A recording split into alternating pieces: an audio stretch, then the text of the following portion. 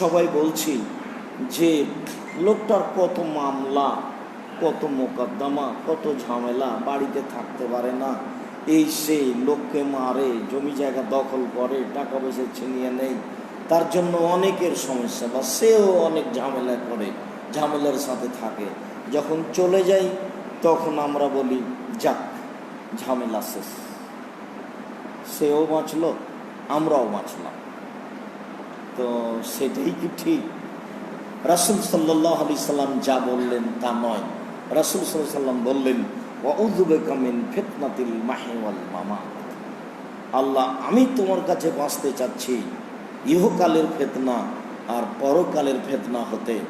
তাহলে ইহকালের ফিতনা মানুষ দিয়ে চলে, আর পরকালের ফিতনা চালু হবে ফেরেশতা দিয়ে। তার মানে কি? 19-20 করা যাবে না, টাকা দিয়ে করা যাবে না, ঘুষ দিয়ে করা যাবে না, পরামর্শ দিয়ে করা যাবে না, সুপারিশ দিয়ে করা যাবে না, যা হওয়ার তাই, যা ছিল তাই, 19-20 করা যায় না। এদেশেও কিছু কর্ম মানুষ 19-20 করতে পারে না। যেমন গার্মেন্টসে চাকরি করলে সময়ের 19-20 করতে পারে না। তবে এমনি দিন মজুর হিসাবে বাড়ি ঘরের কাজ করে যারা লেবার মিস্ত্রি, তারা বেশ সুন্দর ভালোই ফাঁকি দিতে পারে। 8টার স্থানে আসে 9টার সময়, আবার কোনো কোনো মিস্ত্রি 10টার সময় আসে, বলছে আমাদের কাজ এভাবেই হয়। তারপরে দিন হাজিরা, তারপর কিছুক্ষণ পরে নাস্তা করে, আবার কিছুক্ষণ পরে দুপুরে খাওয়ার বিরতি, তারপর কিছুক্ষণ পরে কাজ আরম্ভ করে, তারপর আবার 3:30 4টায় নাকি সময় শেষ। আমি আপনাদের অন্তরের প্রতিষ্ঠান জামিয়া সালাফিয়া এবং নদাপাড়া মারকাজ, সেখান থেকে কাজ করা আরম্ভ করি 2009 সাল থেকে। কাজে আমি দেখি লেবার মিস্ত্রির কর্ম, তারা যে স্তরের হোক না কেন, আমি তাদের সাথে খুব আন্তরিকভাবে অতপ্রতভাবে জড়িয়ে আছি। কত লেবার মিস্ত্রি প্রতিদিন নিম্নে 10,000 থেকে 50,000 টাকা বিল আসে একদিন। কোনোদিন 10,000, 20,000, 30,000, 40,000, 50,000 এরকম আসে বিল। তা আমি দেখতে পাই লেবার মিস্ত্রির কাজকর্ম। তো মাঝে মধ্যে আমি তাদেরকে নিয়ে বলি যে আব্দুস সাত্তার মোহনপুর রাজশাহী, এই লোকটা সৌদি আরবে একবার কাজে গেছিল। তো তার কাজ পড়েছিল ঢেঁড়সে পানি দেওয়া, ঢেঁড়স পরিচর্যা করা, ঢেঁড়সের গাছ। তো কাজ করতে করতে একটু দেরি হয়ে বা একটু দাঁড়ালেই যে দেখছে পাহারাদার ম্যানেজার, ও বলছে হারাম হারাম, এভাবে চিৎকার করে। আবার খেতে বসেছে, তা 8টা বেজে গেছে 2 মিনিট। তখন এসেছে, এসে ভাতে থুথু দিচ্ছে আর মুখে বলছে হারাম, আর পাছার উপরে লাথি মারছে। পাছার উপরে লাথি মেরে মুখে হারাম বলে ভাতে থুথু দিয়ে জানাচ্ছে যে তোমার এখন ভাত খাওয়া ঠিক নেই। তখনও বুঝেছে যে যারা কাজ করবে তাদেরকে কি এইভাবে করাতে হবে। তো সবাই যখন বাইরে যাবে তখন সময়ের যে ফাঁকি দেওয়া যায় না, এইটা বুঝতে পারে। ফাঁকি দেওয়া যে যায় না, এ কথা আজ থেকে নিয়ে 1450 বছর পূর্বে রাসূল সাল্লাল্লাহু আলাইহি সাল্লাম বলেছেন। তিনি বলেছেন ও আব্দুর রাজুল রাইন, যারা কাজের লোক, দাস দাসী, তারাও দায়িত্বশীল। ও মুসলমান রায়াতি, বিচারের মাঠে তার দায়িত্ব সম্পর্কে যথাযথভাবে জিজ্ঞাসা করা হবে। সে 8 ঘন্টার ডিউটি নিয়ে, আমানত নিয়ে কতটুকু কাজ করেছে করেনি, একবারে সিরিয়াল শুরু হয়েছে। রাসূল সাল্লাল্লাহু আলাইহি সাল্লাম বলছেন যারা দেশের দায়িত্বশীল তাদেরকে বিচারের মাঠে তার জবাব দিতে হবে। যারা বাড়ির দায়িত্বশীল তাদেরকে বিচারের মাঠে তার দায়িত্ব সম্পর্কে জবাব দিতে হবে। যারা বাড়ির মহিলা, মা, বৌমার শাশুড়ি, মেয়ের মা, আপনার স্ত্রী, তাকে তার কর্ম সম্পর্কে জবাব দিতে হবে। একদিক থেকে শুরু করে নিচে নামতে নামতে নামতে নামতে চলে আসেন রাখাল কিষানের কাছে। ও আব্দুর রাজুলের আইন, যে বাড়ির দাস দাসী, রাখাল কিষান, জনপাট, তাদেরকে বিচারের মাঠে তার কর্ম সম্পর্কে জবাব দিতে হবে। তার মানে সে ফাঁকি দিতে পারবে না। তো কবর যখন কবরে যখন ফিতনা শুরু হবে তখন তাকে কমানোর, তাকে শিথিল করার কোনো পথ থাকবে না। তাহলে এই ফিতনা আর সেই ফিতনা সমান নয়। রাসূল সাল্লাল্লাহু আলাইহি সাল্লাম বলেছেন, আল্লাহ আমি তোমার কাছে বাঁচতে চাচ্ছি ইহকালের ফিতনা পরকালের ফিতনা হতে। মানুষ বুঝলো না, বুঝার চেষ্টা করে না যে শ্বাস বন্ধ হয়ে গেলি সব শেষ, কোনো কিছু করতে পারবো না, ছেলে মেয়ের কোনো উপকার করতে পারবো না, বাড়ি ঘরের কোনো খবর নিতে পারবো না, অর্থ সম্পদ কি হলো সেটা বুঝতে পারবো না। এ কথাই সত্য। মানুষ যদি জানতো যে আমার শ্বাস পর্যন্তই আমি শেষ, এটা যদি বুঝতো, মূল্যায়ন করত, তাহলে এইভাবে পৃথিবীর পিছনে পড়তো না। আর দুনিয়া হুলওয়াতুন খাজেরা, রাসূল সাল্লাল্লাহু আলাইহি সাল্লাম বলছেন দুনিয়া হচ্ছে মিঠা বস্তু, তুমি তার পিছনে পড়ো না, দুনিয়া তোমাকে ধোঁকা ফাঁকি দিতে পারে, তুমি বিপদে পড়ে যাবা। রাসূল সাল্লাল্লাহু আলাইহি সাল্লাম বলেন, ফাত্তাকুদ দুনিয়া ওয়াত্তাকুন নিসা, তোমরা দুনিয়া থেকে সাবধান থাকো, মহিলা থেকে সাবধান থাকো, দুনিয়া তোমাকে বিপদে ফেলে দিবে। কত কি করলে, শ্বাস বন্ধ হয়ে গেলে পাল্টা আবার সব চালু হলো। মানুষ বুঝার চেষ্টা করে না আসলে মরণ কি জিনিস। তাই মাঝে মধ্যে বলি, মরণ একদিন আসবে, বইটি লিখে যে বইটা পড়া দরকার, মরণ নিয়ে মানুষের ভাবা দরকার। কবর যত কঠিন, কিয়ামত তার চেয়ে অনেক বেশি কঠিন। কিয়ামত যত কঠিন, জাহান্নাম তার চেয়ে অনেক অনেক অনেক বেশি কঠিন। জনগণকে, জাতিকে, মুসলমানকে, পৃথিবীর মানুষকে বাঙালি হিসাবে বুঝাতে পারলাম না জাহান্নাম কত কঠিন। রাসূল সাল্লাল্লাহু আলাইহি সাল্লাম যেভাবে বলেছেন তাতে কবর যত কঠিন, জাহান্নাম তার চেয়ে অনেক, কিয়ামত তার চেয়ে অনেক বেশি কঠিন। কিয়ামত যত কঠিন, জাহান্নাম তার চেয়ে অনেক অনেক অনেক বেশি কঠিন। এই যে ওয়াকাফ আলাল কবর, উসমান রাদিয়াল্লাহু তাআলা আনহু যখন কবরের পাশে দাঁড়াতেন তখনই কান্নাকাটি শুরু করতেন, এমনভাবে কাঁদতেন, হাত্তা তাবুল্লা লেহিয়াতাহু ইয়াবুল্লা লেহিয়াতাহু, কেঁদে তিনি তার দাড়িকে ভিজিয়ে দিতেন, ঝরঝর করে চোখের পানি ঝরত। আপনার কি কোনোদিন ঝরঝর করে চোখের পানি ঝরে? এরকম আপনার পরিস্থিতি আসে? আপনি কি আপনার পাপকে বলে, কর্মকে বলে ভয় করেন? জাহান্নাম জান্নাত বলে ভয় করেন?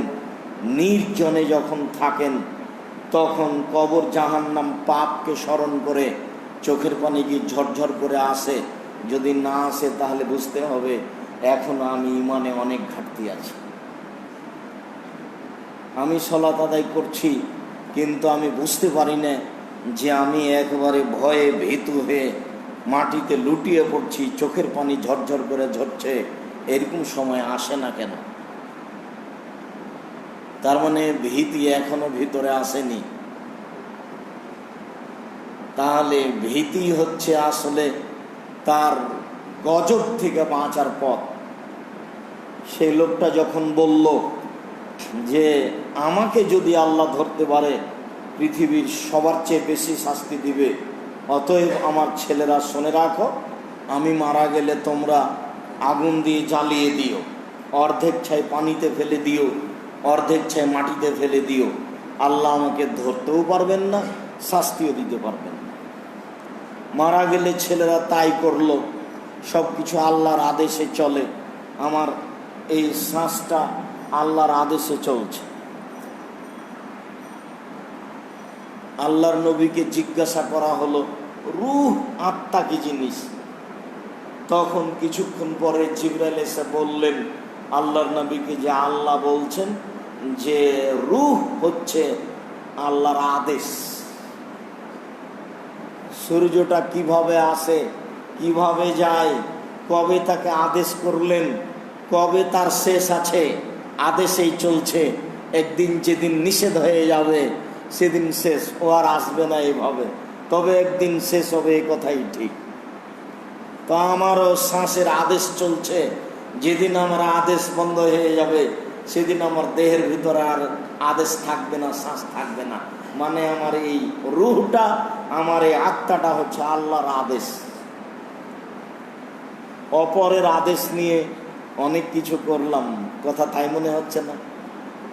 অপরের আদেশ নিয়ে, আল্লাহর আদেশ নিয়ে নিজেকে নিজের কিছু ভেবে ছেলে মেয়ের পাল্লায় পড়ে, অর্থ সম্পদের পাল্লায় পড়ে অনেক কিছু করলাম। এটাই তো মনে হচ্ছে, বুঝলে সেটাই হবে। কবর যত কঠিন, কিয়ামত তার চেয়ে অনেক বেশি কঠিন। কিয়ামত যত কঠিন, জাহান্নাম তার চেয়ে অনেক অনেক অনেক বেশি কঠিন। উসমান রাদিয়াল্লাহু তাআলা আনহু যখন কবরের পাশে দাঁড়াতেন, তখন দুই চোখের পানি ঝরঝর ঝরঝর করে ঝরত।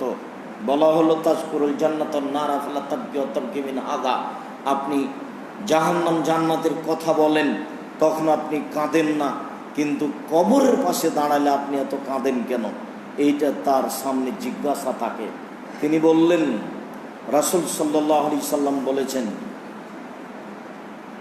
ইন্নাল কবর আউয়াল মানজিল মিন মানাজিলিল আখিরাহ, নিশ্চয়ই কবর হচ্ছে পরকালের যত স্তর আছে তার প্রথম স্তর। পরকালে অনেক কয়েকটা স্তর আছে, কবর আছে, কিয়ামত আছে, জাহান্নাম জান্নাত আছে, কয়েকটা স্তর আছে। মরার পরে যত স্তর আছে তার প্রথম স্তর হচ্ছে কবর। ফাইন নাজা মিনহু ফাবাদ আইসর মিনহু, যদি মানুষ কবরে বেঁচে যায় তাহলে এরপরে যত স্তর আছে সব সহজ হয়ে যাবে। আর যদি ফাইনলাম এনজু মিনহু, কবরে যদি বাঁচতে না পারে ফাবাদাহ আসাদ্দু মিনহু, তাহলে তারপরে যত স্তর আছে সবার জটিল কঠিন হয়ে যাবে। তাই আমি জাহান্নাম জান্নাতের কথা বলে অত কান্নাকাটি আমার আসে না, কবর দেখলে আমার যত কান্নাকাটি আসে। রাসূল সাল্লাল্লাহু আলাইহি সাল্লাম বললেন, জুরু কবরাকুম ফাইন্নাহু তুযাক্কিরু মাউতাকুম, তোমরা কবরকে জিয়ারত করো, তাহলে তোমার মরণ স্মরণ হবে। দিন রাত দেধারসে মানুষকে কবর দিয়ে আসছি, বড় বড় কবরস্থান ঢাকা শহরে, মনে কিছু হয় না, গল্প করতে করতে গেলাম, কবর দিয়ে গল্প করতে করতে চলে আসলাম। যে বাড়ির লোক মারা গেছে দেখে অনেক খানা পানির ব্যবস্থা, মিঠাই টেঠাই করা আছে, টাকা পয়সার অভাব নাই, জনগণ খাচ্ছে, আলেম ওলামা খাচ্ছে, ধর্মের কে দাম দেয়। 3 দিন যাবত ওই বাড়িতে খানা পানি চলবে না, হোটেলে খেতে হবে, আজকে ওখানে নয়। যা বলছি সেটাই শরীয়ত, একে উল্টাভাবে দেখার পৃথিবীতে কোনো পথ নেই। যে যাই বলুক, সম্মানিত দিনী ভাই বোন, এক কথা বলে আপনাকে আমি দুর্বল করতে চেয়েছি আর আমি নিচে কি কিছু বলতে চেয়েছি এ কথা নয়। এটাই ঠিক যে আমি আমার জীবনে জাতিকে ফাঁকি দিয়ে কোনো বাক্য বলিনি, আর কোনো বাক্য বলবো এমনটা আমার বিবেচনায় আসে না। আর কোনো স্বার্থকে সামনে রেখে আমাকে কিছু বলা লাগে এরকম পরিবেশ আমার জীবনে কোনো দিন আসেনি। বাকি সময়ে যেন এরকম না আসে, এটা আল্লাহর উপরে আমার জোরালো দাবি। সম্মানিত দিনী ভাই বোন, যে বাড়িতে মানুষ মারা গেছে 3 দিন যাবৎ সেই বাড়িতে কোনো প্রকার খানা পানি সাজগোজ কোনো কিছুই হবে না। কেউ মারা গেলে তার পরিবার শোক পালন করবে 3 দিন, স্বামী মারা গেলে স্ত্রী শোক পালন করবে 4 মাস 10 দিন। এটাই হচ্ছে শরীয়ত। এর কমবেশ হচ্ছে শরীয়ত বিরোধী কাজ। বলছিলাম, কবর যত কঠিন, কিয়ামত তার চেয়ে অনেক বেশি কঠিন। কিয়ামত যত কঠিন, জাহান্নাম তার চেয়ে অনেক অনেক অনেক বেশি কঠিন। রাসূল সাল্লাল্লাহু আলাইহি সাল্লাম বলেছেন, মারাআইতু মানজারান কাত্তাল কবর আফজা মিনহু, আমার জীবনে আমি দেখিনি কোনো দৃশ্য যেটা কবরের চেয়ে আশ্চর্য ভয়াবহ হতে পারে। আমি দেখিনি আমার জীবনে কোনো দৃশ্য যেটা কবরের চেয়ে আশ্চর্য ভয়াবহ হতে পারে। কবরই সবচেয়ে আশ্চর্য দৃশ্য, কবরই সবচেয়ে ভয়াবহ দৃশ্য।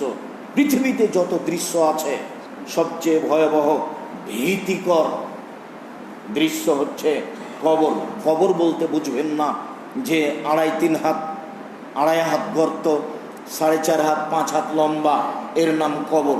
আসলে তার নাম কবর নয়। সেটাই যদি কবর হয় তাহলে যে আগুনে জ্বলে ছাই হয়ে গেল তার কবর কোথায়? বাড়ির পিছনে যে বাপ মা আত্মীয় স্বজনকে পুঁতে রেখে আসলাম তার নাম কবর যদি হয়, তাহলে পানিতে ডুবে যে মরে হারিয়ে গেল তার কবর কোথায়? সেটাই যদি কবর হয় তাহলে বাঘে যাকে খেয়ে নিল তার কবর কোথায়? কবর বলতে মরার পর থেকে নিয়ে বিচারের দিন পর্যন্ত একটা দীর্ঘ সময়ের নাম কবর। কবর যত কঠিন, কিয়ামত তার চেয়ে অনেক বেশি কঠিন। কিয়ামত যত কঠিন, জাহান্নাম তার চেয়ে অনেক অনেক অনেক বেশি কঠিন। হাজার হাজার বছর থেকে মানুষ অনেকে কবরে আছে, শতাব্দীর পর শতাব্দী আছে, কালের পর কাল কবরে আছে।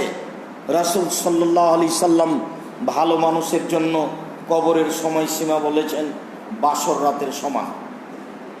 নামকা নওমাতিল আরুশে লাইকে জহিলা বাহালি, যদি উত্তর ঠিক হয়ে যায় কবরে, তখন ফেরেশতা বলবেন ঘুমিয়ে যাও বাসর রাতের ঘুমার মতো, যাকে কেউ জাগাবে না তার অতীব প্রিয় মানুষ ছাড়া।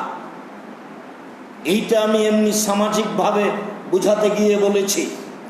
বিবাহ করে নিয়ে রাত 9টা 10টার সময় বাড়িতে আসলেন, বাপ মা আত্মীয় স্বজনের সাথে কথাবার্তা কিছু হলো, মায়েরা বোনেরা সুন্দর করে বাসর ঘর সাজিয়ে রেখেছে।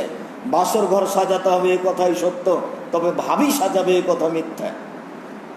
চাচাতো বোন, খালাতো বোন, ফুফাতো বোন এরা ঘর সাজাবে এই কথা মিথ্যে। মানে জেনা আগেই চালু হয়ে গেছে, সংসার শুরু হওয়ার আগে। আর চাঁপাইনবাবগঞ্জের নীতিতে যদি বিবাহ হয় তাহলে বিবাহের বৈঠকে যাওয়ার আগেই জেনা চালু হয়েছে। সারা গ্রামের মেয়েরা আসবে, তার গায়ে হলুদ মাখাবে, কত চিৎকার করে চিলিয়ে গীত গাইবে তার কোনো হিসাব নাই। অনেকেই যাবে মেয়ে দেখতে, দেখার এক পর্যায়ে টাকা দিবে, বউ বায়না করা হবে। আমি বলেছি, আমি আব্দুর রাজ্জাক বিন ইউসুফ বলছি, রাজশাহী চাঁপাইনবাবগঞ্জের বিবাহের শুরু থেকে নিয়ে শেষ পর্যন্ত কোনো একটি কাজ জায়েজ আছে তা আমার জানা নেই। এখনো বলছি, চাঁপাইনবাবগঞ্জ জেলার বিবাহের শুরু থেকে নিয়ে শেষ পর্যন্ত এমন একটা কর্ম জায়েজ আছে তা আমার জানা নাই। সবই হারাম, সবই নাজায়েজ। জানি না ঢাকা শহরের খবর, তবে আমি দেখি সিরিডেলা স্কুল মাঠে বিবাহের অনেক নাচ গান হয়। জি, আপনি যাই মনে করেন, আব্দুর রাজ্জাক সাহেবকে খাটো চোখে দেখার কোনো সুযোগ নেই, এর বৈধতার কোনো সুযোগ নেই। আপনি হারাম, ন্যাক্কারজনক, নোংরা, জঘন্য, বর্বর, অসভ্য কাজ করে নিজেকে কিছু মনে করবেন না। ভুল হিসাব, এই হিসাব থেকে ফিরে আসলেই নিজেকে আপনি কিছু ভাবতে পারেন আমি একটা ভালো কাজ করেছি। এমনটা কাজ করে মেয়ে নাচিয়ে বাজনা বাজিয়ে নিজেকে সফল মনে করবেন না, অসম্ভব, এটা হতে পারে না। ভুল হিসাব। রাসূল সাল্লাল্লাহু আলাইহি সাল্লামের নীতিকে উপেক্ষা করে সফলতা মনে করার কোনো প্রশ্নে আসে না, অন্তত মুসলমানের জন্য আসে না। আহলে হাদিস তো তারও উপরে। আহলে হাদিস মনে বুঝেন, ফাঁসির মঞ্চে যেতে রাজি আছে, বুকের নিচে হাত বাঁধবো না, এর নাম আহলে হাদিস। ফাঁসি হয়ে যাবে হোক, চুপে আমিন বলবো না, জোরেই বলবো, তার নাম আহলে হাদিস। হাজার হাজার মানুষের ফাঁসি হয়ে গেছে, তার নীতি থেকে ফিরে আসেনি, তার নাম আহলে হাদিস। পৃথিবীতে মানুষের মতামতকে উপেক্ষা করে কোরআন এবং সহিহ হাদিস মেনে চলে যারা, তারাই হচ্ছে আহলে হাদিস। সে যেখানেই থাকুক না কেন, থাক না কেন শহরে, থাক না কেন জঙ্গলে, থাক না কেন বনে মাঠে, পৃথিবীর যেখানে যারা কোরআন এবং সহিহ হাদিস মেনে চলে তারাই হচ্ছে আহলে হাদিস। আহলে হাদিস বলতে কোনো দল মাযহাবের নাম নয়, আহলে হাদিস বলতে কোনো সংগঠনের নাম নয়। যারা কোরআন এবং সহিহ হাদিস মেনে চলে, মানুষের মতামতকে উপেক্ষা করে, তারাই আহলে হাদিস। ফাঁসির মঞ্চে যেতে রাজি আছে, চুপে আমিন বলবে না। এইভাবে ধর্মকে মেনে এসেছে, আর আমরা তার উত্তরসূরি হিসেবে সব কিছু করে নিজেকে সফল মনে করছি। বলে হিসাব বলছিলাম, সম্মানিত দিনী ভাই বোন, কবর যত কঠিন, কিয়ামত তার চেয়ে অনেক বেশি কঠিন। কিয়ামত যত কঠিন, জাহান্নাম তার চেয়ে অনেক অনেক অনেক বেশি কঠিন। কবর বলতে বাড়ির পিছনের কবর নাম কবর নয়, কবর বলতে কবরস্থানের নাম কবর নয়। মরার পর থেকে নিয়ে বিচারের দিন পর্যন্ত দীর্ঘ সময়ের নাম কবর। শতাব্দীর পর শতাব্দী, কালের পর কাল, যুগের পর যুগ, হাজার হাজার বছর ধরে মানুষ কবরে আছে। কবরের সময়সীমা ভালো মানুষের জন্য বাসর রাতের সময়। 12টা 1টার সময় বাসর ঘরে ঢুকলো, মায়ে সুন্দর করে বাসর ঘর সাজিয়ে রেখেছে, বউকে সাজিয়ে রেখেছে, ঘরে ঢুকলো, ঢুকেই মাথায় হাত দিয়ে দোয়া পড়তে হবে, আল্লাহুম্মা ইন্নী আসআলুকা খায়রা জাবাল তা আলাইহি, আমি এর কল্যাণ চাচ্ছি, যে কল্যাণ দিয়ে একে সৃষ্টি করা হয়েছে সে কল্যাণ আমি চাচ্ছি আল্লাহর কাছে। ওয়া আউযু বিকা মিন শাররিহা ওয়া শাররি মা জাবালতা আলাইহি, আমি এর অনিষ্ট হতে, বেহাই হতে, নোংরামি হতে, স্বামী না মেনে চলার নীতিগতি হতে তার কাছে আশ্রয় চাচ্ছি। যে অকল্যাণ দিয়ে একে সৃষ্টি করা হয়েছে সে অকল্যাণ থেকে আমি তোমার কাছে আশ্রয় চাচ্ছি। এইটা হবে বাসর রাতের প্রথম কথা। আব্দুর রাজ্জাক সাহেব মনে কষ্ট দিয়েন না, ভাবিরা বাসর ঘর সাজিয়েছিল, দোয়া পড়তে হয় তা আমার জানা ছিল না। মাথায় হাত দিয়ে এই দোয়া পড়তে হবে, এরপরে 2 রাকাত সালাত আদায় করতে হবে। আপনি আগে দাঁড়াবেন, স্ত্রী পিছে দাঁড়াবে, পাশাপাশি নয়। 2 রাকাত সালাত আদায়ের পরে তাসবিহ তাহলিল জিকির আজকারের পরে দাম্পত্য জীবনের এক পর্যায়ে ঘুমিয়ে গেলেন। ধরে নিয়ে রাত 2টে 3টে, যদি 3টে হয় তাহলে 4টে 10 20 আজান হবে, তাহলে আমার ঘুমের সময় হলো 1 ঘন্টা 20 মিনিট, একটা কথার কথা। তাহলে আমার কবরে থাকার সময়সীমা হলো ভালো মানুষ হিসাবে 1 ঘন্টা 10-20 মিনিট, 1.5 ঘন্টা 2 ঘন্টা, এটা হলো ভালো মানুষের জন্য কবরের সময়সীমা। শতাব্দীর পর শতাব্দী, হাজার হাজার বছর থেকে কবরে আছে। এরপরে ভালো মানুষ হিসেবে যখনই তার ঘুম ভাঙবে, কিয়ামত শুরু হবে, তখনও ভাববে এই মাত্র তো ঘুমালাম। বুঝাতে পারিনি মনে হয়। কবরের সময়সীমা ভালো মানুষের জন্য বাসর রাতের সমান। আমি আপনাকে কি দিয়ে বুঝাবো বাসর রাত কতটুকু সময়? একটা মোটামুটি এদেশে প্রচলিতভাবে যেভাবে বাসর রাত ঘটে আমি সেইভাবে বোঝানোর চেষ্টা করলাম। যে বাসর রাতের সময়সীমা অনুমান ধরে নিলাম 1 ঘন্টা 20 মিনিট, অনুমান ধরে নিলাম 1.5 ঘন্টা 2 ঘন্টা। তাহলে যুগের পর যুগ, শতাব্দীর পর শতাব্দী, কালের পর কাল, হাজার হাজার বছর থেকে মানুষ কবরে আছে। ভালো মানুষ যদি হয় তাহলে যখন কিয়ামত হবে তখনও বল, আরে এই মাত্র তো শুনলাম।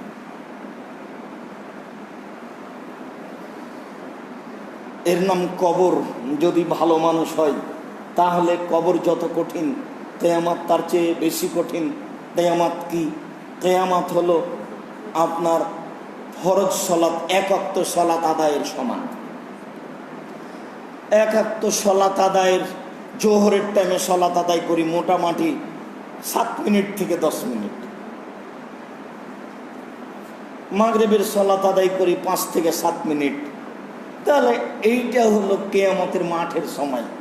রাসূল সাল্লাল্লাহু আলাইহি সাল্লাম বলেছেন, গরিব মানুষ ধনী মানুষের 500 বছর আগে জান্নাতে যাবে।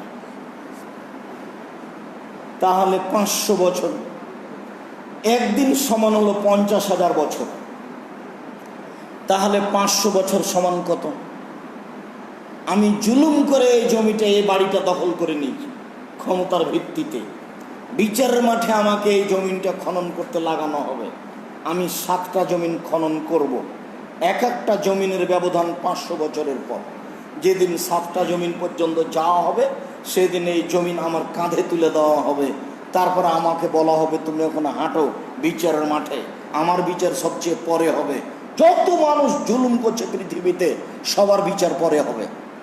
যারা এমনি অন্যায় অশ্লীল কাজ করেছে এদের বিচার আগে হয়ে যাবে, জাহান্নামে জান্নাতে চলে যাবে। যারা সালাত আদায় করেনি, যাকাত দেয়নি, এদের বিচার আগেই হয়ে যাবে। তবে যারা জুলুম করছে, তবে যাকাত না দেওয়া ওই জুলুম। যাকাত না দিলে গরিব মানুষের হক মেরে খেয়েছে, ওটা আবার বেশি জুলুম। ফকিরের হক মেরে খাওয়ার তো সাধারণ ব্যাপার নয়, ওটা একটা জুলুম। তো যারা জুলুম করবে তাদের বিচার পরে হবে। যারা জুলুম মুক্ত পাপ করেছে তবে জুলুম করেনি, এদের বিচার আগে হয়ে যাবে। যত জালেম আছে, 1 থাপ্পড় দিয়েছে রিক্সাওয়ালাকে, টাকা বেশি চেয়েছে সেই জন্য, এটাও জুলুম। এই জুলুমের বিচার পরে হবে। সম্মানিত দিনী ভাই বোন, যদি 500 বছর সমান একদিন সমান যদি 50,000 বছর হয় তাহলে 500 বছর সমান কত হবে? আমি জমিটা খনন করলাম, তারপর কাঁধে আমার তুলে দেওয়া হলো, এখন আমাকে বলা হবে হাঁটো। আমি কতদিন হাঁটবো? কতদিন আমি জমিন ঘাড়ে করে নিয়ে থাকবো, কতদিন থাকবো, এই কথা রাসূল সাল্লাল্লাহু আলাইহি ওয়াসাল্লাম বলেননি। তবে বলেছেন হাত্তা ইউজা বাইনান নাস, যেদিন মানুষের বিচার শেষ হয়ে যাবে সেদিন তোমার বিচার হবে। তার মানে যারা জুলুম করছে তাদের বিচার সবার পরে হবে। তাই রাসূল সাল্লাল্লাহু আলাইহি ওয়াসাল্লাম বাক্যটি বলে দিয়েছেন হাত্তা ইউজা বাইনান নাস, যখন মানুষের বিচার শেষ হয়ে যাবে তখন জালেমের বিচার হবে। রাসূল সাল্লাল্লাহু আলাইহি ওয়াসাল্লাম বলছেন আত্তাকু যুলমা ফাইন্না যুলমা যুলুমাতুন, তোমরা অত্যাচার থেকে বেঁচে থাকো। অত্যাচার অন্ধকার, বিচারের মাঠে অত্যাচার অন্ধকার। রাসূল সাল্লাল্লাহু আলাইহি ওয়াসাল্লাম বলছেন, আল্লাহ তাআলা বলেন ইন্নী হারামতু যুলমা আলাইয়া, আমি আল্লাহ নিজের উপরে জুলুম করে হারাম করে দিয়েছি। আমি আল্লাহ কারো প্রতি জুলুম করব না, অন্যায় বিচার আমি কারো করব না। ফালা তাজালামু, পৃথিবীর মানুষ তোমরাও পরস্পরের উপরে জুলুম করো না, জুলুমকে নিজের উপরে হারাম মনে করো। আমি আল্লাহ নিজের উপরে জুলুমকে হারাম মনে করছি। বিচারের মাঠ হবে জালেমের জন্য অন্ধকার। কতক্ষণ চলবে বিচারের মাঠ কে জানে। ভালো মানুষের বিচারের মাঠের সময়সীমা এক ওয়াক্ত ফরজ সালাতের সমান। বলেন তো তাহলে ভালো মানুষের বিচারের মাঠের সময়সীমা কত? 5 থেকে 7 মিনিট, 10 মিনিট। বুঝাতে পারেনি মনে হয়। ভালো মানুষের জন্য বিচারের মাঠের সময়সীমা হলো 5, 7, 10 মিনিট, এরকম একটা সময়। হাদিস সহিহ, রাসূল সাল্লাল্লাহু আলাইহি ওয়াসাল্লাম একথাই বলেছেন, কবর যত কঠিন কিয়ামত তার চেয়ে অনেক বেশি কঠিন, কিয়ামত যত কঠিন জাহান্নাম তার চেয়ে অনেক অনেক অনেক বেশি কঠিন। কিয়ামতের বিবরণ আজকে নয়, তবে এতটুকু যে কারো পরনে কাপড় থাকবে না। ইউশারুন নাসু ইয়াউমাল কিয়ামা হুফাতান ওরাতান গোরলান, বিচারের মাঠে মানুষকে একত্রিত করা হবে উলঙ্গ করে। বিচারের মাঠে মানুষকে একত্রিত করা হবে খাতনাবিহীন, কারো খাতনা দেওয়া মুসলমানি দেওয়া থাকবে না। বিচারের মাঠে মানুষকে একত্রিত করা হবে জুতাবিহীন, কারো পরনে জুতা স্যান্ডেল থাকবে না। বিচারের মাঠ হবে সমতল সাদা, রং হবে সাদা, মাঠ হবে সমতল। আটলান্টিক মহাসাগর, ভারত মহাসাগর, প্রশান্ত মহাসাগর, কোনো সাগর থাকবে না। মাটি আকাশ ভেঙে চৌচির হয়ে সারা পৃথিবী সমতল হয়ে যাবে। আর পৃথিবী যত বড় আছে তার চেয়ে কত লক্ষ কোটি গুণ বড় হবে তা মানুষ জানে না। ওয়াইদাল আরজ মুক্তাত, যেদিন পৃথিবীকে সম্প্রসারিত করা হবে। বিচারের মাঠে থাকবেন আল্লাহ, বিচারের মাঠে থাকবেন ফেরেশতা, বিচারের মাঠে থাকবেন বিচারের মাঠে থাকবে জিন, বিচারের মাঠে থাকবে মানুষ, বিচারের মাঠে থাকবে পশু প্রাণী, বিচারের মাঠে থাকবে জাহান্নাম, বিচারের মাঠে থাকবে জান্নাত। সব কিছু বিচারের মাঠে থাকবে। বিচারের মাঠ কত বড় তা বুঝাতে আমি মানুষ হিসেবে অক্ষম। তবে আল্লাহ তাআলা বলেছেন ওয়াইদাল আরজ মুক্তাত, যেদিন পৃথিবীকে সম্প্রসারিত করা হবে। রাসূল সাল্লাল্লাহু আলাইহি ওয়াসাল্লাম বলেছেন ইহশারুন নাসু ইয়াউমাল কিয়ামা হুফাতান ওরাতান গোরলান, বিচারের মাঠে মানুষকে একত্রিত করা হবে খাতনাবিহীন, কারো খাতনা মুসলমানি দেওয়া থাকবে না, কারো পরনে কাপড় থাকবে না, সবাই উলঙ্গ অবস্থায় থাকবে, কারো পায়ে জুতা স্যান্ডেল থাকবে না। তখন আয়েশা রাদিয়াল্লাহু তাআলা আনহা বলেছিলেন, আল্লাহর নবী এটা কেমন কথা হলো, বিচারের মাঠে মানুষ উলঙ্গ থাকবে, একজন আর একজনের দিকে তাকিয়ে দেখবে। তখন আল্লাহ রাসূল বলেছিলেন, আয়েশা বলো কি, বিচারের মাঠের চেয়ে অনেক অনেক অনেক জটিল। যে মানুষ একজন আর একজনের দিকে তাকিয়ে দেখবে, মানুষের কোনো হুঁশ বুদ্ধি বিবেচনা থাকবে না। যেসব মহিলার পেটে বাচ্চা ছিল এ অবস্থায় মারা গেছে, বিচারের মাঠে কখন বাচ্চা প্রসব হয়ে যাবে, যেই বাচ্চা প্রসবের সময় চিৎকার করে কাঁদে তার অনুভূতিতে থাকবে না কখন বাচ্চা প্রসব হয়ে গেছে। কোলে বাচ্চা ছিল, যেই বাচ্চা কোল থেকে চলে গেলে মুহূর্তের মধ্যে মা চিল্লাচিল্লি শুরু করে, সেই বাচ্চা কোল থেকে কখন পড়ে গেছে তার হুঁশ জ্ঞান থাকবে না, সবসময় পাগলের মতো ছুটাছুটি করবে। তার নাম বিচারের মাঠ। আয়েশা তুমি অত স্বাভাবিক ভাবলে, বিচারের মাঠ এর চেয়ে অনেক অনেক অনেক জটিল। যে মানুষ মানুষের দিকে তাকিয়ে দেখবে কেউ উলঙ্গ অবস্থায় আছে আর কে কাপড় পরে আছে, এরকম পরিস্থিতি থাকবে না তুমি যেটা ভেবেছো আয়েশা। বিচারের মাঠ এর চেয়ে অনেক অনেক অনেক কঠিন। কি দিয়ে বুঝায় আপনাকে আমি বিচারের মাঠ কত কঠিন। সম্মানিত দিনী ভাই বোন, রাসূল সাল্লাল্লাহু আলাইহি ওয়াসাল্লাম বলেছেন সর্বপ্রথম কাপড় পরানো হবে ইব্রাহিম আলাইহিস সালামকে। ইব্রাহিম আলাইহিস সালামের এটা পার্সোনাল মর্যাদা। তখন রাসূল সাল্লাল্লাহু আলাইহি ওয়াসাল্লামের পরনে কাপড় থাকবে, এই কথা রাসূল সাল্লাল্লাহু আলাইহি ওয়াসাল্লাম বলেননি। যারা বলেছে যে রাসূল সাল্লাল্লাহু আলাইহি সাল্লাম সবচেয়ে দামি মানুষ, তার কথা উল্লেখ না হলে কি হবে, তিনি পরনে কাপড় তার থাকবেই, এসব কথা অহেতুক কথা। আল্লাহ রাসূল যা বলেছেন সেটাই চূড়ান্ত কথা। তিনি বলেছেন সর্বপ্রথমে যাকে কাপড় পরানো হবে তিনি হবেন ইব্রাহিম আলাইহিস সালাম, তিনি নিজের কথা বলেননি। আবার ওখানে মানুষ কিছু মন্তব্য ঢুকিয়ে দেওয়ার চেষ্টা করেছে। তিনি বলেছেন প্রত্যেকটা মানুষ যখন জন্ম নেয় তখনই শয়তান তাকে আঘাত করে, তখন বাচ্চা চিৎকার করে ওঠে। এটা একটা নীতিগতি, শয়তান আঘাত করবে জন্ম নেওয়ার সাথে সাথে, পেট থেকে বের করার সাথে সাথে। কিন্তু এই আঘাত শয়তান মারিয়ামকে করতে পারেনি, আর মারিয়ামের ছেলে ঈসা আলাইহিস সালামকে করতে পারেনি। কেন?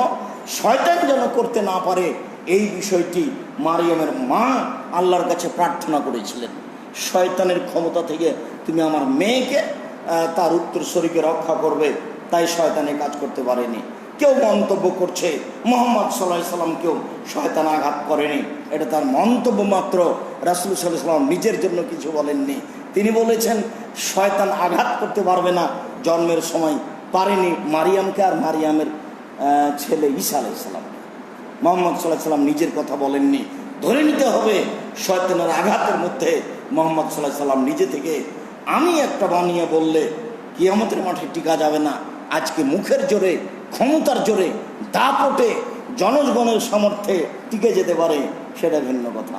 বলছিলাম কিয়ামতের মাঠ যেদিন বিস্তারিত বলবো সেদিন হবে আজকের জন্য বিচারের মাঠ এতটুকুই। কবর যত কঠিন, কিয়ামত তার চেয়ে অনেক বেশি কঠিন। কিয়ামত যত কঠিন, জাহান্নাম তার চেয়ে অনেক অনেক অনেক বেশি কঠিন। আল্লাহ তাআলা বলেন জাহান্নামের পরিচয়,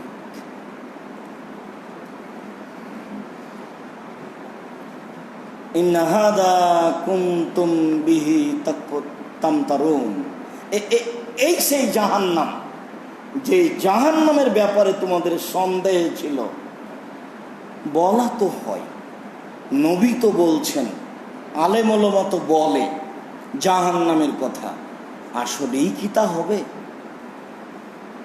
জাহান্নামের পাশে নিয়ে বলা হবে এই সেই জাহান্নাম যার ব্যাপারে তোমার সন্দেহ ছিল, যার ব্যাপারে তোমরা সন্দেহ পোষণ করছিলে। জাহান্নামের পরিচয় আল্লাহ বহু জায়গায় বহুভাবে দিয়েছেন।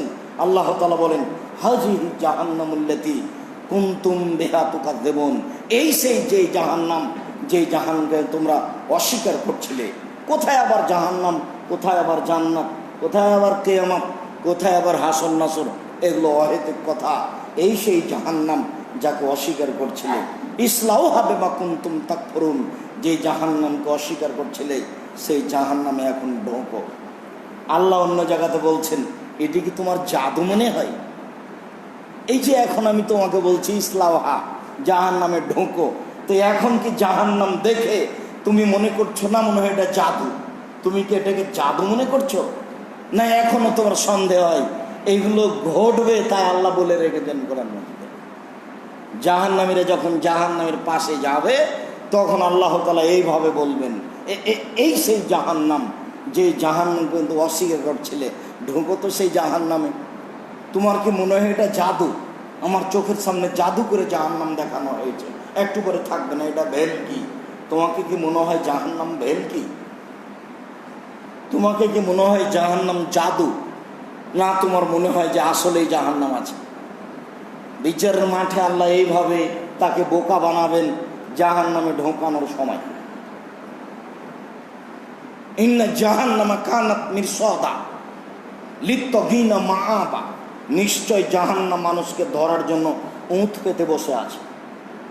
শত্রুপক্ষ যারা যুদ্ধ করে তারা মরিচা খোঁড়ে, গর্ত খোঁড়ে, আড়ে লুকিয়ে থাকে, একেবারে শত্রুকে মারার জন্য প্রস্তুতি নিয়ে থাকে। সেটার নাম মিরসাদ, উঁত পেতে বসে থাকা। আল্লাহ তাআলা বলছেন জাহান্নাম আমাদেরকে ধরার জন্য উঁত পেতে বসে আছে, এ কথা আল্লাহ বলছেন। ইন্না জাহান্নামা কানাত মিরসাদা লিত্তাগিনা মাআবা, যারা সীমা লঙ্ঘন করে তাদের থাকার জায়গা জাহান্নাম। যারা সীমা লঙ্ঘন করে চলে তাদের বসবাসের আশ্রয়স্থল হলো জাহান্নাম। আল্লাহ তাআলা জাহান্নামের পরিচয় এইভাবে বলেন। আল্লাহ তাআলা বলেন, ফাম্মা মান খাফফাত মাওয়াজিনুহু ফাউম্মুহু হাবিয়া, বিচারের মাঠে যার নেকির পাল্লা হালকা হয়ে যাবে, পাপের পাল্লা ভারী হয়ে যাবে, তার থাকার জায়গা হবে অতীব গভীর গহ্বর হাবিয়া। হাবিয়া নামক জাহান্নাম হবে তার থাকার জায়গা। ওমা আদরাকা মা হিয়া, মুহাম্মদ সাল্লাল্লাহু আলাইহি সাল্লাম আপনি কি বলতে পারেন হাবিয়া কি জিনিস? হাবিয়া জাহান্নামের পরিচয় আপনার জানা আছে? আপনি বলতে পারেন হাবিয়া জাহান্নাম কাকে বলে?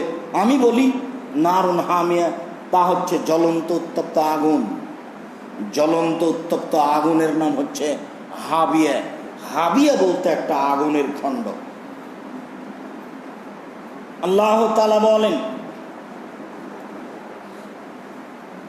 কাল্লা লা ইউমবাযান্না ফিল হুতামা, অবশ্যই অবশ্যই তাকে চূর্ণ বিচূর্ণকারী হোতা নামক জাহান্নামে নিক্ষেপ করা হবে। ওমা আদরাকা মাল হুতামা, মুহাম্মদ সাল্লাল্লাহু আলাইহি সাল্লাম আপনি কি হোতামা নামক জাহান্নামের পরিচয় দিতে পারেন? আপনি কি বলতে পারেন হোতামা নামক জাহান্নাম কাকে বলে? আমি বলি, নারুল্লাহিল মুকাদা আল্লাতী তাত্তালিউ আলাল আফিয়াতা, সেটা হচ্ছে জ্বলন্ত উত্তপ্ত একটা আগুনের খণ্ড, যেটা মানুষের কলিজা পর্যন্ত চলে যাবে। সেইটা হচ্ছে জ্বলন্ত উত্তপ্ত একটা আগুনের খণ্ড। জাহান্নাম বলতে একটা আগুনের টুকরা, এই কথা আল্লাহ তাআলা বলেন জাহান্নামের পরিচয়। সাউসলিহে সাকার, অচিরে আমি তাকে সাকার নামক জাহান্নামে নিক্ষেপ করব। ওমা আদরাকা মা সাকার, মুহাম্মদ সাল্লাল্লাহু আলাইহি সাল্লাম আপনি কি বলতে পারেন সাকার নামক জাহান্নাম কি? এই ব্যাপারে আপনার কোনো অবগতি আছে? ওমা আদরাকা মা সাকার,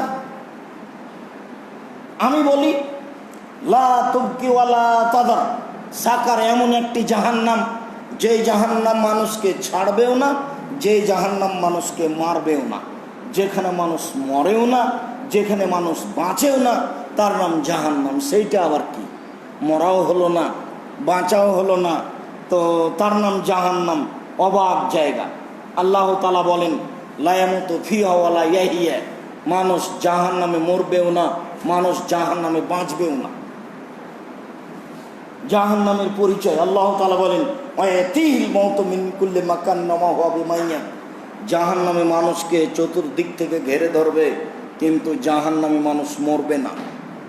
জাহান্নামে এক অবাক জায়গা। আল্লাহ তাআলা এইভাবে জাহান্নামের পরিচয় দিচ্ছেন। সম্মানিত দিনী ভাই, আপনাদেরকে আমি প্রথমে একটা কথা বলতে ভুলে গেছি বললেই চলে। সেইটা হলো এই যে নিজেকে মূল্যায়ন করবেন, নিজেকে বোকা বানাবেন না। দিন যত যাবে পৃথিবীতে মানুষ তত বেশি খারাপ হবে, দিন ধর্মকে মানুষ তত বেশি মানবে না, দিন ধর্মের জন্য সময় দিতে পারবে না। আপনি এখন দোকানে গিয়ে বলেন যে আব্দুল রাজ্জাক সাহেব বক্তব্য দিচ্ছে, একটু চলেন 10 মিনিট শোনেন, উত্তরে বলবে আমি ব্যস্ত। আল্লাহ তাআলা বলছেন, ইবনা আদম, হে আদমের ছেলেমেয়েরা, তোমরা যদি আমাকে একটু সময় দাও তাহলে আমলাও গেনা কায়াদাম, আমি তোমার হাতকে সম্পদ দিয়ে পূর্ণ করে দেব।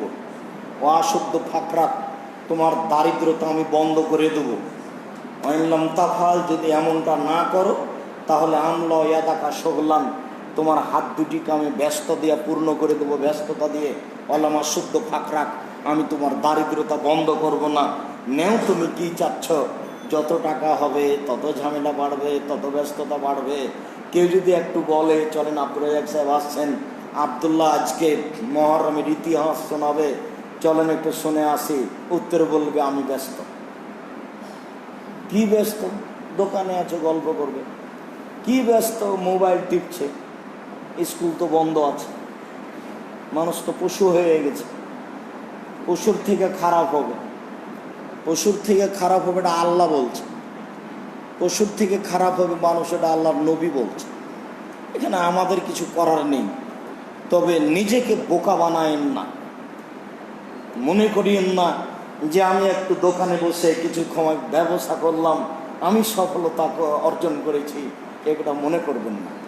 বরং আমরা যদি কোনো সময় এরকম সময় দিতে পারি, তাহলে আপনি, আপনার বোন, আপনার ভাই, আপনার আত্মীয় স্বজন, আপনার স্ত্রী সবাই এসে চেষ্টা করবেন 10 মিনিট, 1 ঘন্টা, আধা ঘন্টা কথা শোনার। 2 মিনিট শুনলেন, তারপর ব্যস্ততা আপনাকে তুলে নিয়ে চলে গেল। এমন ব্যস্ততা অন্তত আমাকে দেখায়েন না। আমি তো আপনার ব্যস্ততা দেখতেই চাই না। আপনার এতে ভালো লাগলেই কি আর খারাপ লাগলেই কি। তবে আপনি মনে করিয়েন না আমিও দুনিয়াতে থাকি, আমিও তো আপনার সাথেই আছি, ঝামেলা তো আমার সাথেও আছে, আমারও তো আহাল পরিবার আছে, হাট বাজার আছে, আমরা তো খেয়ে থাকি, না খেয়ে তো থাকি না। হয়তো বা আপনার চেয়ে আমার নিজস্ব কথা বলছে, আপনার চেয়ে আমার ব্যস্ততা কম হতে পারে, এমনটা হতে পারে। মোবাইলটা চালু থাকলে অনেকেই রিং দিয়ে ফতোয়া জিজ্ঞাসা করে, অনেকেই মন ভরে গালি দেয়, মানে যেভাবে গালি দেওয়া তার জন্য সাজে। অনেকেই প্রতিষ্ঠানের খবর জানতে চায়, অনেকেই মতবিরোধের কথা বলে, সেটা তো আছেই। প্রতিষ্ঠানের ঝামেলা তো আছে, পেপার পত্রিকা তো আছে, প্রশ্নের উত্তর তো আছে, প্রতিষ্ঠান তো আছে, ছাত্রছাত্রী তো আছে, মেহমান তো আছে। শুধু খালি কলিং বেলের মানুষের সময় দিতে দিতেই দেখা যায় যে এখানে অর্ধেক সময় পার হয়ে যাচ্ছে। তারপরেও মানুষের সন্তুষ্টি আছে এটা মনে করা যায় না। খুব গেছিলাম, কত শুনেছি যে বাড়ির নাম মেহমানখানা, কেউ কথা বলেনি, ঘুরে এসেছে। কত অভিযোগ নেবেন আপনি? সময় দিল না। আব্দুর রাজ্জাক সাহেব আমার সাথে দাঁড়িয়ে দাঁড়িয়ে কথা বলেছে, কত কি হয়ে গেছে, একবারে একটু বসে কথা বললেন না। উনি কথা বলতে পারেন না, ওনারটাও ঠিক না, আমি সময় পাই না, আমারটাও ঠিক।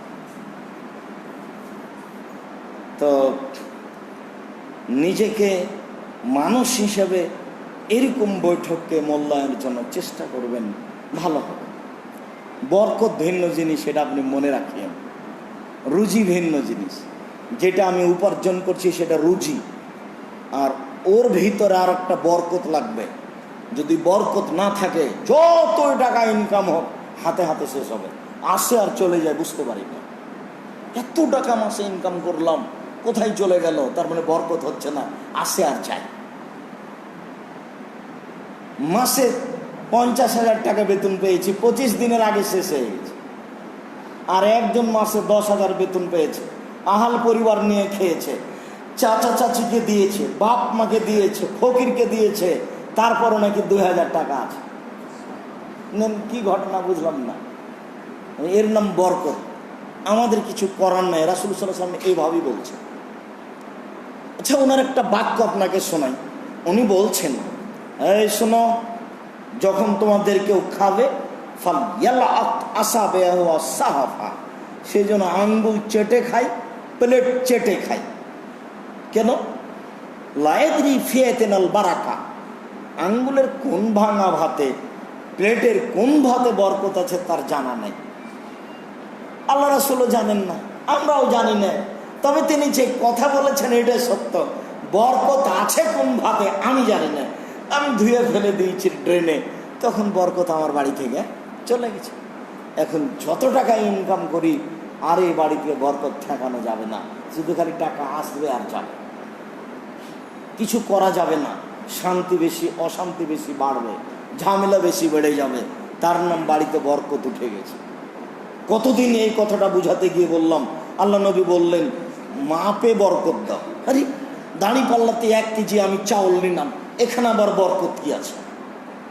আল্লাহ রাসূল বললেন যে মসজিদে বরকত দাও, এই শহরে বরকত দাও, এখানে আবার কি বরকত? এটা বুঝলাম না।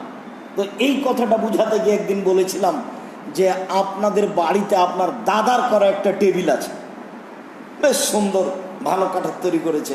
আপনি একটা সাদ করে আপনার দাদার চেয়ে ভালো করে খরচ করে একটা টেবিল বানিয়েছেন, দিয়ে লোকটা বাড়িতে রেখে বের হয়েছে, আর ওপরে একটা কি ছিল, বস্তা। কিভাবে বস্তাটা করে টেবিলের উপরে ভেঙেছে? এবার আপনি দরজায় গিয়ে মিস্ত্রি বলছেন, ভাই তাড়াতাড়ি আসেন, টেবিল তো ভেঙে গেল। বলেন তো ঘটনা কি? ওটা তো আছে প্রায় 60 বছর, 70 বছর, 100 বছর থেকে, আর এটা মিস্ত্রি বের হয়নি, ভেঙে গেল। তার মানে এইটার নামে হলো বরকত। আমি করেছিলাম সেই জিনিসটাতে বরকত নেই, আমার বাপ করেছিল, আমার দাদা করেছিল, সেই জিনিসটাতে বরকত আছে, তার নাম বরকত।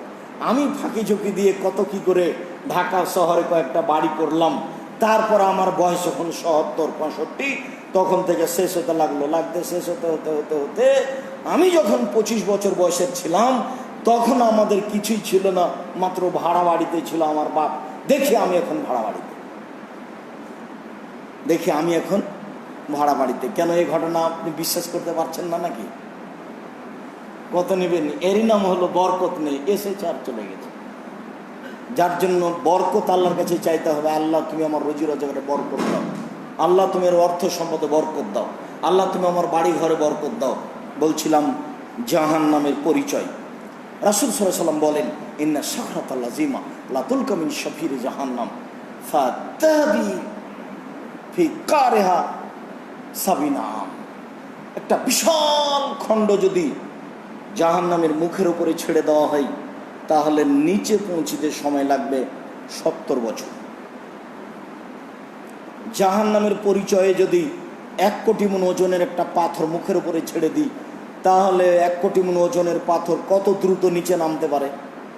70 বছর লাগবে নিচে পৌঁছতে। এটা যদি 1 মাস নিচে যায়, কত কিলো যেতে পারে?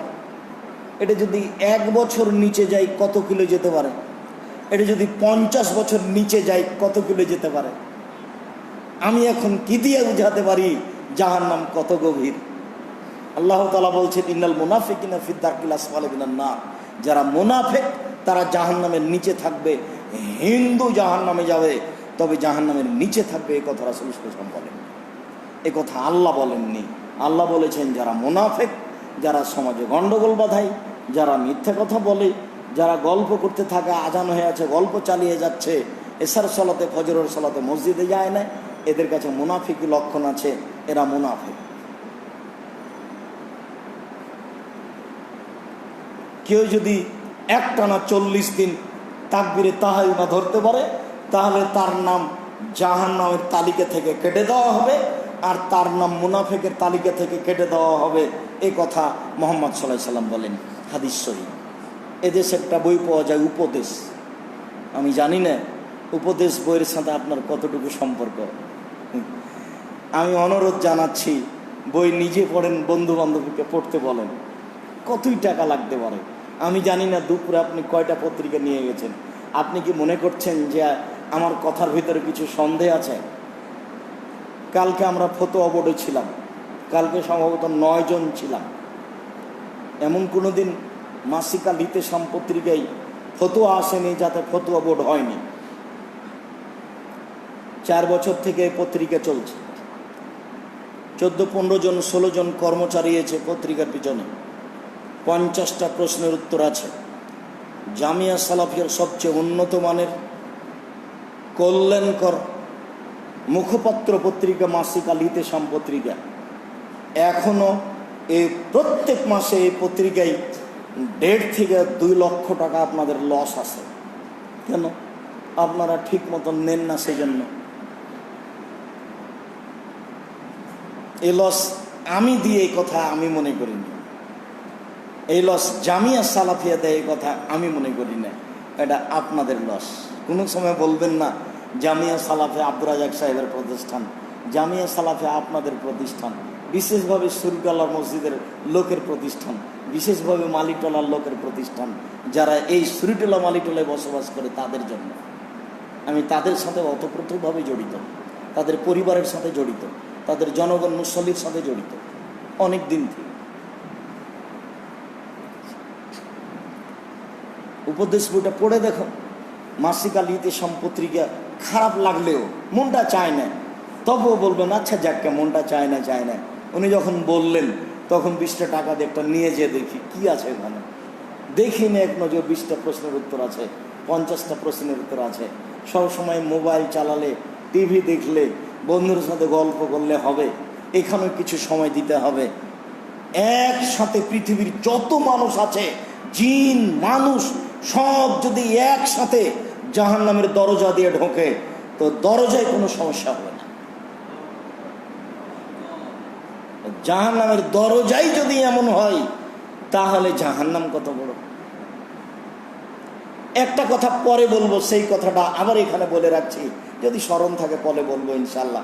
এখন আপনাকে বলে রাখি, রাসূল সাল্লাল্লাহু আলাইহি ওয়াসাল্লাম বললেন, একজন জাহান্নামীর বসার জায়গা 250 মাইল, 450 কিলোমিটার। একজন জাহান্নামীর বসার জায়গা 400 থেকে 450 কিলোমিটার। প্রতি 1000-এ 999 জন লোক জাহান্নামে যাবে। পৃথিবীর জন্ম থেকে নিয়ে কিয়ামত পর্যন্ত 1000-এ 999 জন লোক যদি জাহান্নামে যায়, আর যদি একজনের বসার জায়গা 400 কিলোমিটার হয়, তাহলে জাহান্নাম কত বড়। কোনো জিনিসকে নিজের আয়ত্তে নিয়ে আসতে হবে না, আল্লাহর জিনিসকে আল্লাহর আয়ত্তে রেখে দেন। আমি খালি বাঁচতে চাই জাহান্নাম থেকে।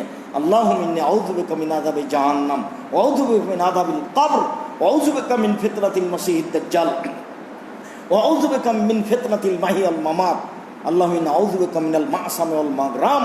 তোমার কাছে বাঁচতে চাই বড় পাপ হতে, তোমার কাছে বাঁচতে চাই ঋণ কর্য হতে, তোমার কাছে বাঁচতে চাই বড় পাপ হতে, তোমার কাছে বাঁচতে চাই ঋণ কর্য হতে। বহুদিন বলেছে এই মসজিদে আপনাকে, ঋণ নিয়ে ব্যবসা বাণিজ্য করবেন না, ঋণ নিয়ে বাড়ি গাড়ি করতে যাবেন না। কবরে চলে গেলে এই বাড়ি গাড়ির সাথে আপনার কোনো সম্পর্ক থাকবে না, ছেলে মেয়ে ভোগ করবে, আর আপনার বিচারে আর পাপ ক্ষমা হবে না। বড় জটিল জিনিস, জানা যায় হবে না। আপনার ঋণ থাকলে তো ক্ষমা তো বাদ পড়ে গেছে, ওটা তো গেছেই, শহীদ হয়ে গেল, ঋণের পাপ ক্ষমা হবে না। ঋণ নিয়ে গাড়ি বাড়ি, ঋণ নিয়ে জমি জায়গা, ঋণ নিয়ে ব্যবসা বাণিজ্য করবেন না। ঋণ নিয়ে ছেলে মেয়ের আহার জোগাতে পারেন, যদি আজকে ঋণ না নিই তাহলে ছেলে মেয়ের সকালের খাদ্য হবে না, সেইটা ভিন্ন কথা। রাসূল সাল্লাল্লাহু আলাইহি ওয়াসাল্লাম আয়েশা রাদিয়াল্লাহু আনহা বলেন, এমন একদিন আল্লাহ রাসূল সালাত শুরু করেছেন আর এই দোয়া না পড়ে সালাম ফিরেছেন, এটা ঘটেনি। মানে যখনই তিনি সালাত আরম্ভ করেছেন, তখনই সালাম ফেরার পূর্বে দুআয়ে মাসুরার শেষের অংশ বলেছেন।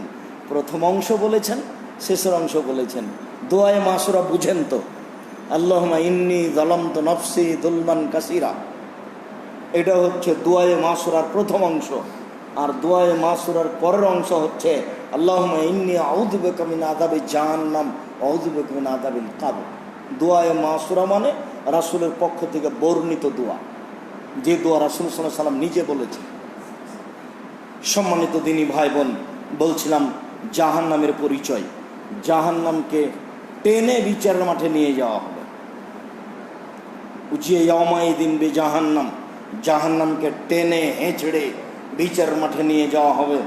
জাহান্নাম প্রস্তুত আছে। কোথায় আছে? 7 জমিনের নিচে আছে। কোথায় আছে? আল্লাহ ভালো জানে। জান্নাত প্রস্তুত আছে। কোথায় আছে? 7 আকাশের উপরে আছে। কোথায় আছে? আল্লাহ ভালো জানেন। জাহান্নাম জান্নাত প্রস্তুত আছে। আব্দুল্লাহ ইবনে মাসউদ রাদিয়াল্লাহু তাআলা আনহু বলেন, ইয়াউমাইজিন বিজাহান্নাম, বিচারের মাঠে জাহান্নামকে টেনে হেঁচড়ে নিয়ে যাওয়া হবে। আল্লাহ সাবুন আল ফাজিমাম, জাহান্নামের গায়ে 70,000 লোহার রশি লাগানো থাকবে। মাকুল জিমামিন সাবুন আল ফামালাক, প্রত্যেক রশির সাথে 70,000 ফেরেশতা থাকবেন। একজন ফেরেশতার এত ক্ষমতা, এই বিশাল পৃথিবীতে এভাবে হাত ঢুকিয়ে গোটা পৃথিবীকে উল্টে দিতে পারে। এরকম ফেরেশতা 70,000 ফেরেশতা এক একটা রশিতে থাকবেন, আর রশি থাকবে 70,000 জাহান্নামের গায়ে লাগানো থাকবে।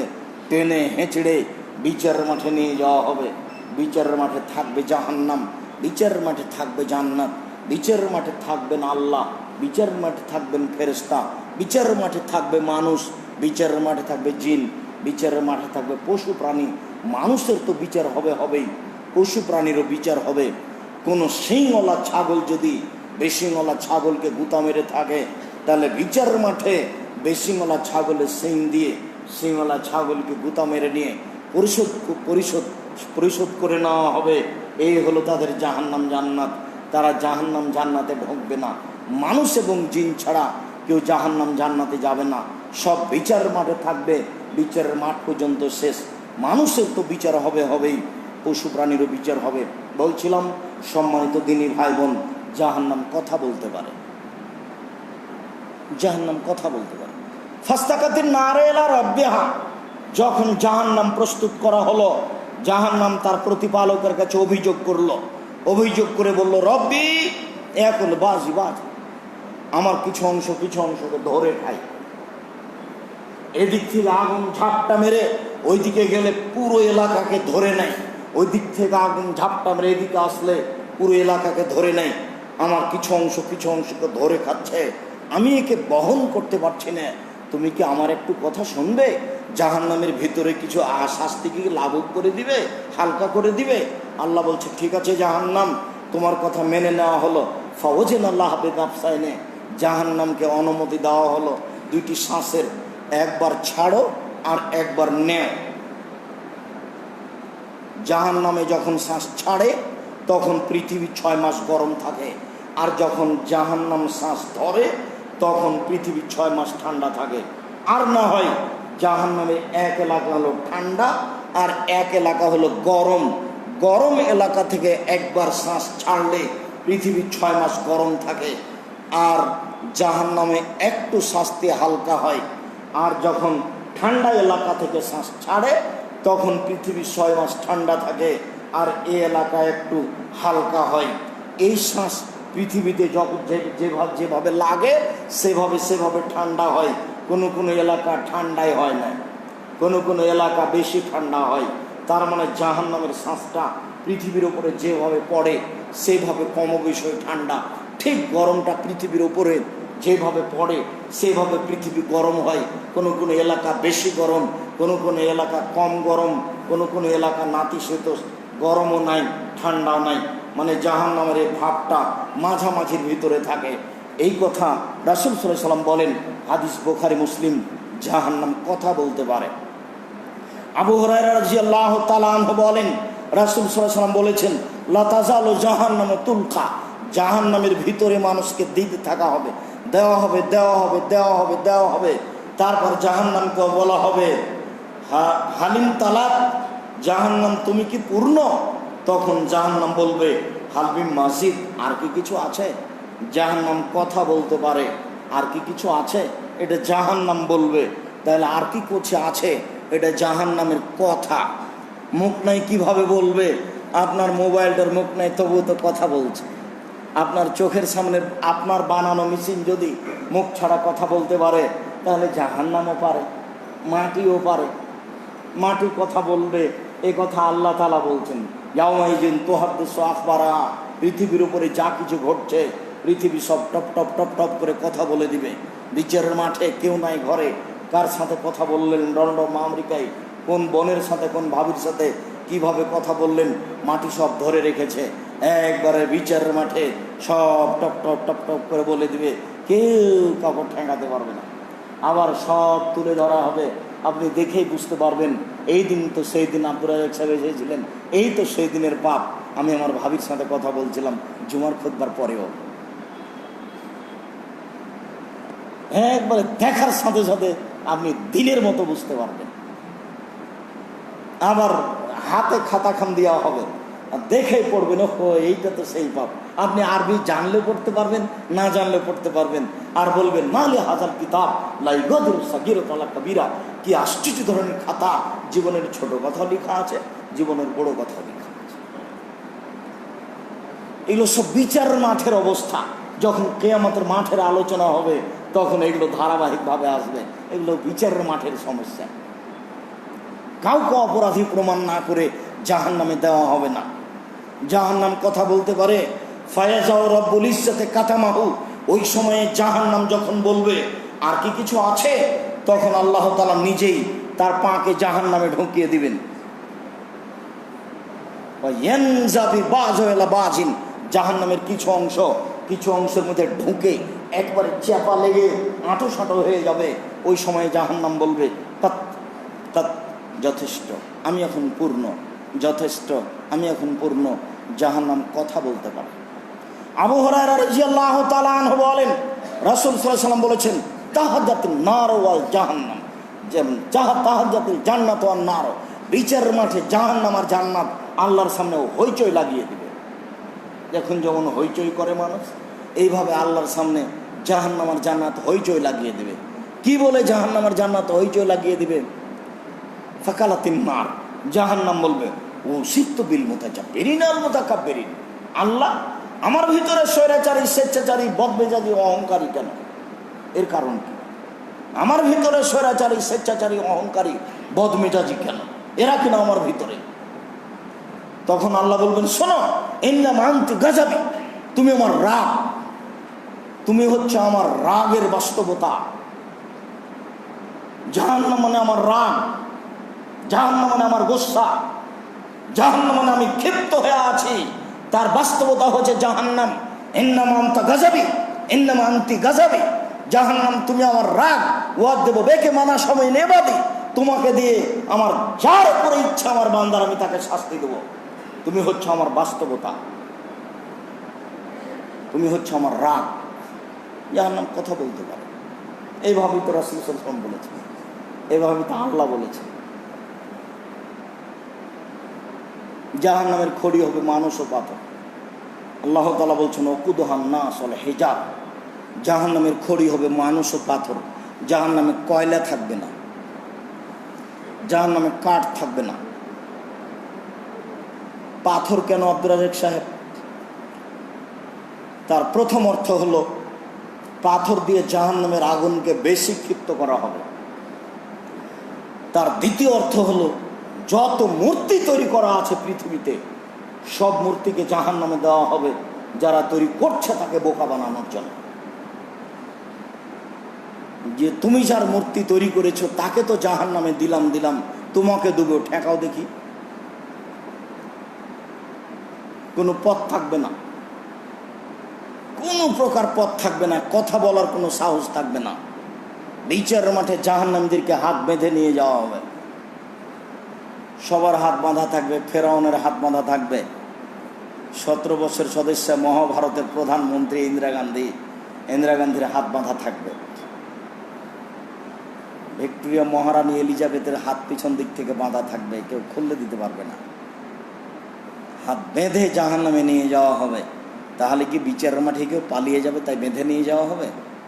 জি না, অপমান করার জন্য। সবাই দেখবে যে ফেরাউনের হাত বাঁধা আছে, সবাই দেখবে যে নমরুদের হাত বাঁধা আছে। মান সম্মানের ব্যাপার।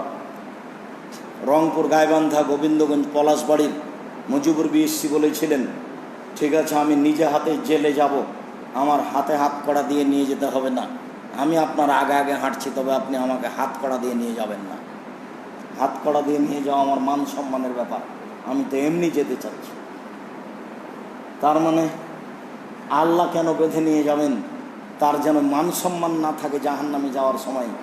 এইটা যেন কে বুঝতে না পারে যে আমি মান সম্মান নিয়ে হেঁটে যাচ্ছি, জাহান্নামে যাচ্ছি। তাই জাহান্নামে যাওয়ার সময় কারো মান সম্মান থাকে, এটা আল্লাহ চাইবেন না।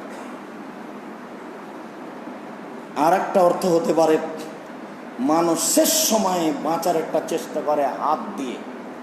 রিক্সার সাথে আপনি ধাক্কা খেয়ে গেছেন, কখন যে আপনি হাত দিয়ে নিজেকে বাঁচাচ্ছিলেন বুঝতে পারেননি, দেখেন হাতে আঘাত খেয়ে গেছে।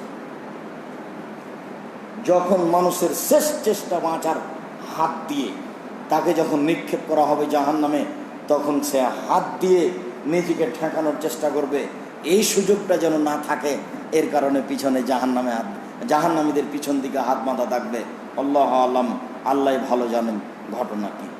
তবে আল্লাহ তাআলা বলেছেন, খুজুহু ফাগুল্লুহু সুম্মা জাহিমা সাল্লুহু, এদের ধরো, এদের শিকলবন্দি করো, এদের টেনে হেঁচড়ে জাহান্নামে নিয়ে যাও। এটা আল্লাহর আদেশ। খুজুহু ফাগুল্লুহু, এদের ধরো, এদের শিকলবন্দি করো, পিছন দিকে হাত বেঁধে টেনে হেঁচড়ে ফেরেশতারা নিয়ে যাবে। তাদের কোনো দয়াময় ভালোবাসা বোঝা যাবে না। যেভাবে আদেশ করা হয়েছে সেভাবেই করবে, তারা আল্লাহর আদেশের 19-20 করবে না। সম্মানিত দিনী ভাই বোন, জাহান্নামের আজকের আলোচনার জন্য সংক্ষিপ্ত শাস্তির কথা। জাহান্নামের উল্লেখযোগ্য শাস্তি হলো জাক্কুম গাছ। কাঁটাযুক্ত গাছের নাম হচ্ছে জাক্কুম গাছ। সাজারাতুন তাখরুজু মিন আসলিল জাহিম, জাহান্নামের নিচে থেকে গজিয়ে উঠবে এই গাছ। পানির ভিতরেও গাছ গজায়। নদী দেখেছেন কিনা? আমরা তো নদী এলাকার মানুষ। দাম ঘাস বলে আমরা তাকে, পানির অনেক নিচ থেকে গজিয়ে এসে পানির উপরে ভাসে। তো মাটিতে গজিয়ে বের হয়ে চলে এসেছে। তাহলে আগুনের ভিতরেও গাছ গজাতে পারে, তার নাম জাক্কুম গাছ। ইন্না লাদাইনা আনকালাম জাহিমা জাগুসাতিন, আমার কাছে থাকবে শাস্তি হিসেবে দুর্বোধ্য বেড়ি। সবার পা বাঁধা থাকবে, হাত বাঁধা থাকবে।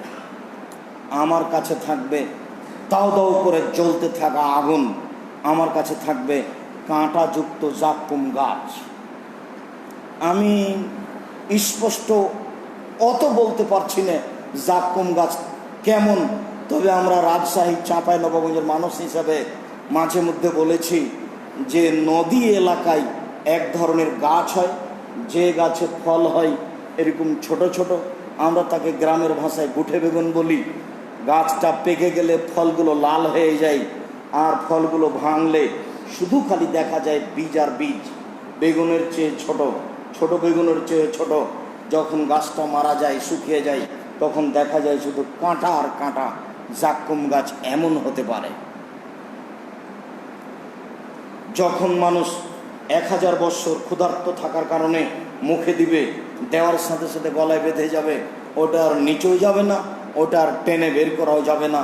লায়া মতো ফি হওয়ালে হিয়া, এখনো মরবেও না, এখনো বাঁচবেও না, তার নাম জাক্কুম। কি বুঝলেন? সম্মানিত দিনী ভাই বোন, এই হলো জাক্কুম গাছ। জাহান্নামের উল্লেখযোগ্য শাস্তি হচ্ছে আগুন।